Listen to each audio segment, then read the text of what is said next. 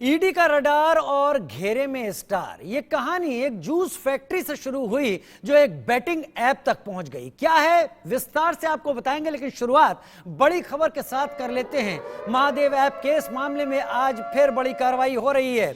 देश के कई जगहों पर छापेमारी हो रही है। छत्तीसगढ़, मुंबई और दिल्ली में सर्च ऑपरेशन इस वक्त चल रहे हैं।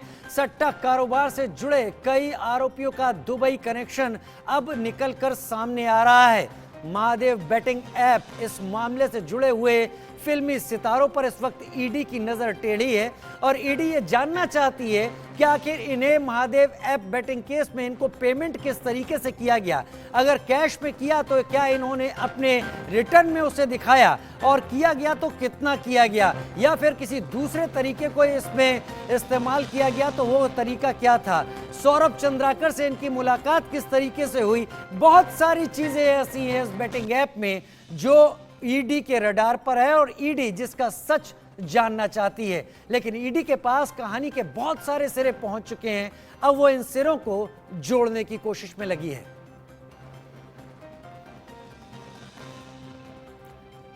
उधर महादेव बेटिंग ऐप केस मामले में रेड चल रही है। ईडी ने एक प्रोडक्शन हाउस पर भी छापा मारा है। मुंबई में कुरैशी प्रोडक्शन हाउस पर एनफोर्समेंट डायरेक्टरेट की रेड हुई है। कुरैशी प्रोडक्शन हाउस के जरिए पैसों के लेन देन का आरोप है। 5 ठिकाने ऐसे हैं जहां पर ईडी ने रेड की है। कुरैशी प्रोडक्शन हाउस एक अहम कड़ी की तरह इस पूरे मामले में निकलता हुआ दिख रहा है, जहां पर एक तरफ फिल्म स्टार हैं और दूसरी तरफ महादेव बेटिंग ऐप। वहीं महादेव बेटिंग ऐप मामले में ईडी की कार्रवाई जारी है और प्रवर्तन निदेशालय ने एक कार्रवाई की जहां पर ईडी ने बॉलीवुड प्रोडक्शन हाउस पर छापा मारा, जिसका नाम हम बता रहे थे। सामने आया कि अंडरवर्ल्ड बॉलीवुड प्रोडक्शन हाउस को फाइनेंस कर रहा है। ईडी ने शुक्रवार को महादेव बुक ऐप मामले में अंधेरी से कुरैशी प्रोडक्शन हाउस के परिसर और 5 अन्य जगहों पर छापेमारी की। ईडी के सूत्रों के मुताबिक कुरैशी प्रोडक्शंस को फिल्म बनाने के लिए महादेव ऐप के प्रमोटर सौरभ चंद्राकर और रवि उप्पल से फाइनेंस मिला था। कुरैशी प्रोडक्शंस एक शीर्ष बॉलीवुड स्टार के साथ बड़े बजट की ऐतिहासिक फिल्म बना रहा है। यह फिल्म एक क्षेत्रीय भाषा में बनाई जा रही है और कहा जा रहा है इसे कई अन्य भाषाओं में डब भी किया जाएगा।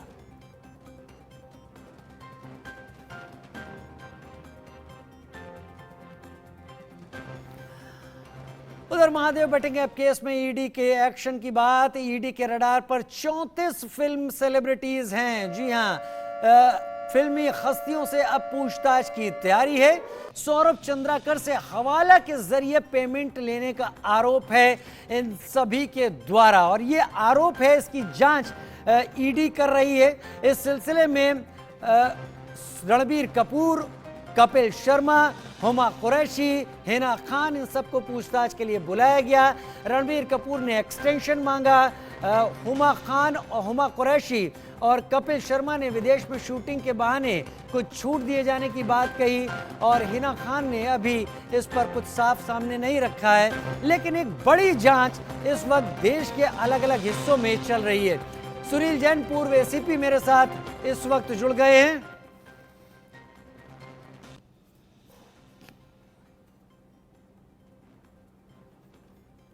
सुनील जैन, पूर्व एसीपी, मेरे साथ इस वक्त जुड़ गए हैं। Sunil ji, Mahadev app betting case में इस वक्त ईडी एक अच्छी लंबी छापेमारी कर रही है। अगर अब तक की जो जानकारी निकल कर आई है, जो कुछ भी जगह जगह पेपरों में, अखबारों में या साइट्स पर जानकारी निकल रही है, तो ईडी 417 करोड़ की रकम या नकदी या इसके साथ दूसरी चीजें बरामद भी कर चुकी है। और बहुत सारे ऐसे कनेक्शन हैं जिसमें पता चल रहा है कि दुबई से इस बेटिंग ऐप को पूरी तरीके से एक सेंट्रल ऑफिस के जरिए ऑर्गेनाइज किया जा रहा था।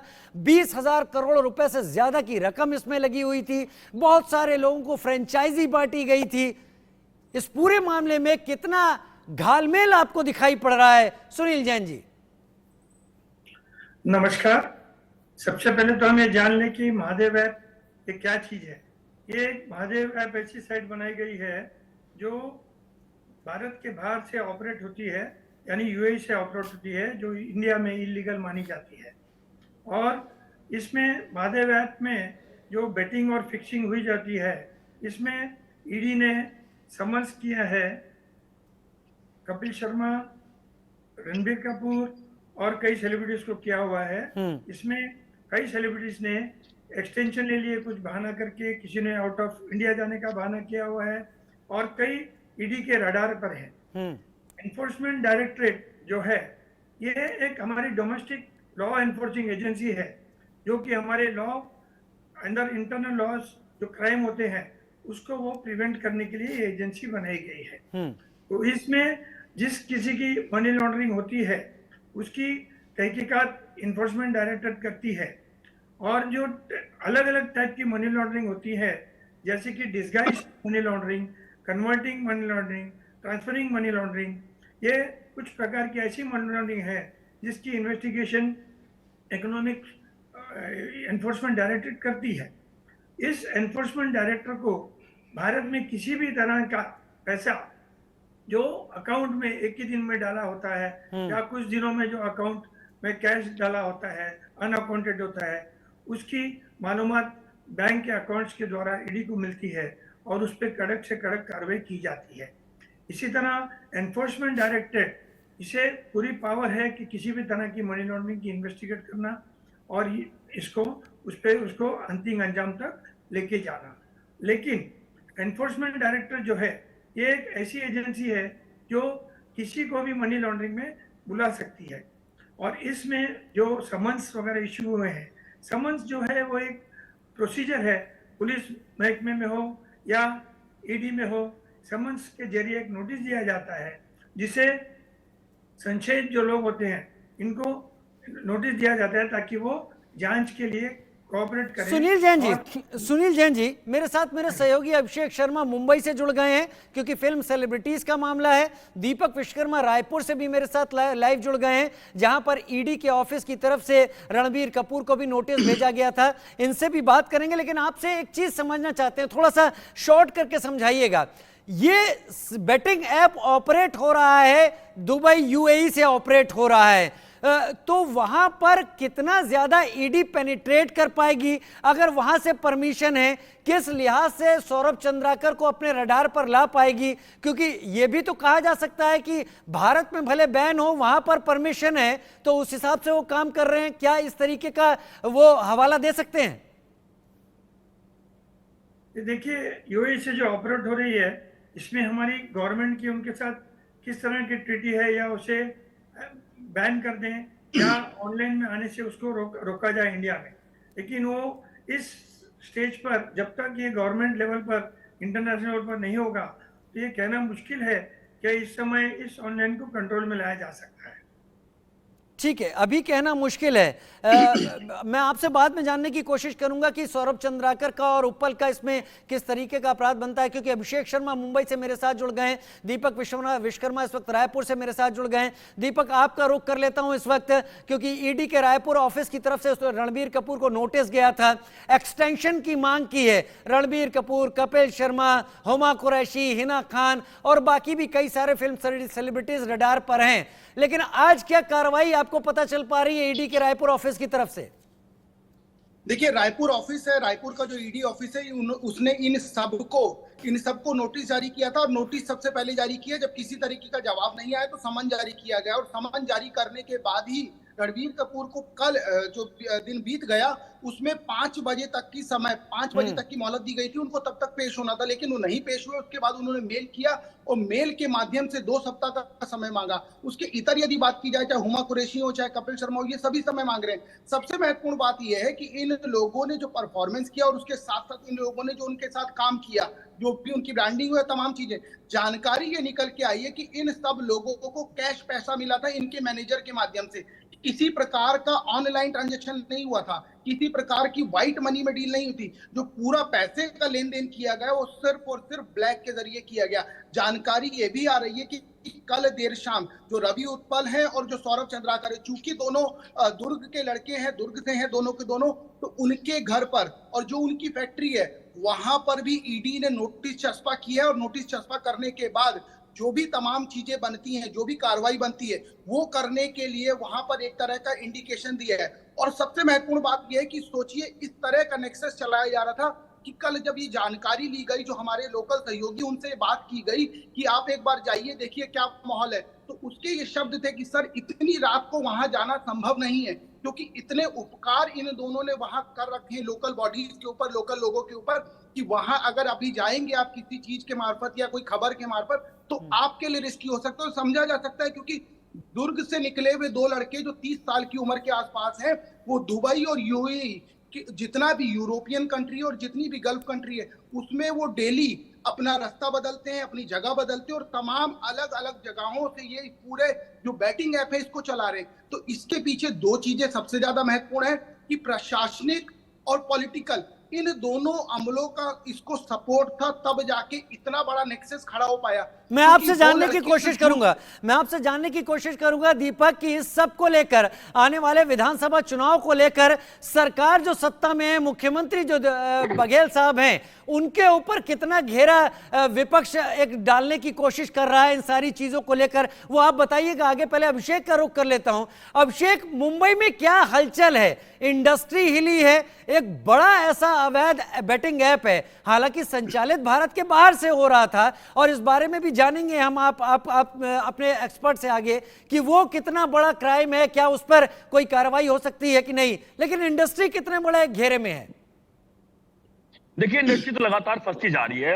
आप देखिए ना राजीव की इंडस्ट्री में पहले एक दो नहीं, करीबन 14 लोगों का नाम आता है, 17 लोगों का नाम आता है, लेकिन अब लगातार नाम की संख्या लगातार बढ़ती जा रही है और संख्या ये पहुंच चुकी है 34-35 के आसपास पहुंच चुकी है। लेकिन जो मेरी जानकारी है राजीव, 34-35 नहीं, यह सैकड़ों में जा सकते हैं, क्योंकि हर कोई, देखिए मेरे पास तो सबके वीडियो है, सबकी एक्सक्लूसिव वीडियो है जो ईडी के पास इस वक्त मौजूद है, जिस हिसाब पे ईडी जांच पड़ताल कर रही है, उन लोग क्या क्या बोल रहे हैं, किस तरीके से उस ऐप को प्रमोट कर रहे हैं, किस तरीके से यह लोग लगातार कह रहे हैं कि आप तो जुआ खेलिए, जुआ खेलकर आप पैसा लीजिए और कमाइए। तो कहीं ना कहीं यह साफ समझ में आता है कि इन्हें समझ में आ रहा था, यह कोई अनजाने में नहीं कर रहे थे, कोई बहकावे में नहीं कर रहे थे, बल्कि इन्हें पता था, सोचे समझे समझ से तरीके से कि हाँ यह बैटिंग को बढ़ावा दे रहे हैं, और जबकि उन्हें पता है कई चीजें गैर कानूनी है, और उसके बावजूद भी, उसके अलावा ठीक है आप कोई क्या काम कर रहे हो, शायद कर रहे हो, आपको पता नहीं, मान लीजिए पता नहीं होगा शायद आप कानूनन है नहीं है, लेकिन आप जो पैसा ले रहे हो तो पता होगा कि आपको, अगर कैश से पैसा ले रहे हो तो गैर कानूनी है। कैश पे अगर ले रहे हैं आप तो कैश में लेने का मतलब आप दिखाइए इनकम टैक्स में कि हाँ आपने कैश में लिया है,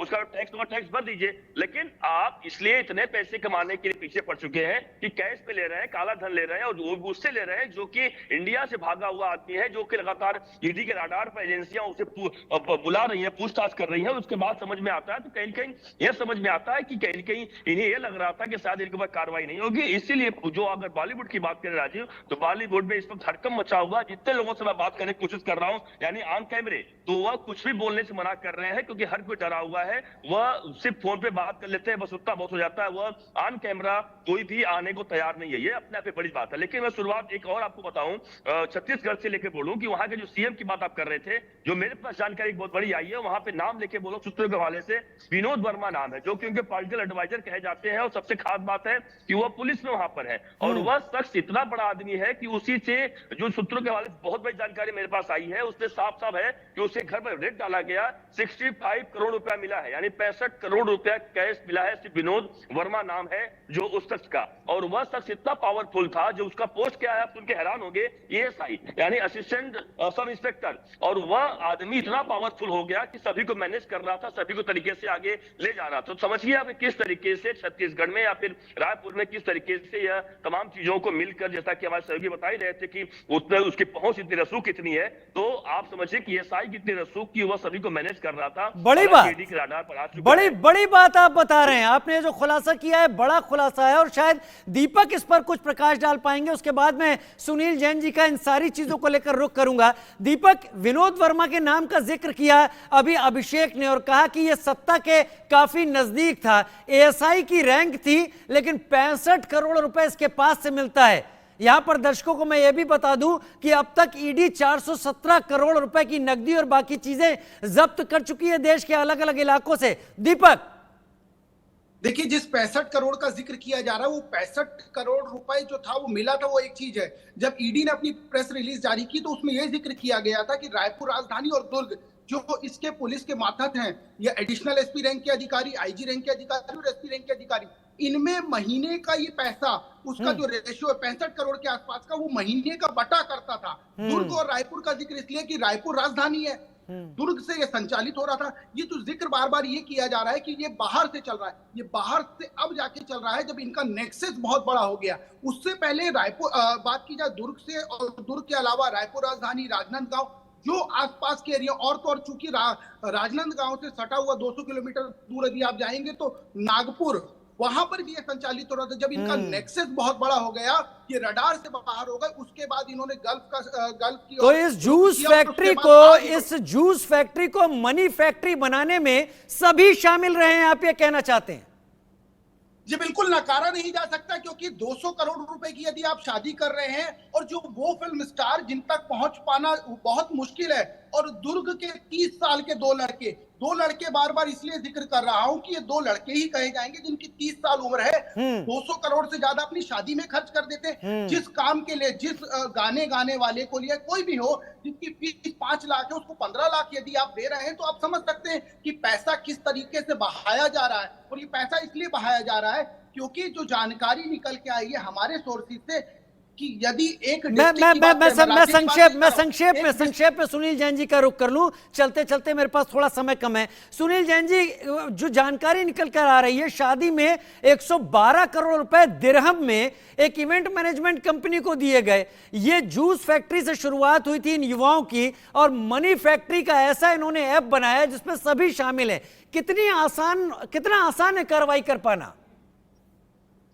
वाकई जो दीपक जी ने कहा, ये काफी गंभीर मामला है, और जो शुरुआत होती है हर चीज की वो नीचे से होती है, थोड़े क्वांटिटी में होती है, लेकिन जैसे बढ़ता जाता है इसका जो घेरा है वो फैलता जाता है। जैसे कि अभी इन्होंने कहा कि जो भारत से शुरू हुआ और अभी ये बढ़ता बढ़ता दुबई तक, यूएई तक चला गया और दिरहम में पेमेंट किया है। एक इंग्लिश में कहावत है, behind every great fortune there is a crime.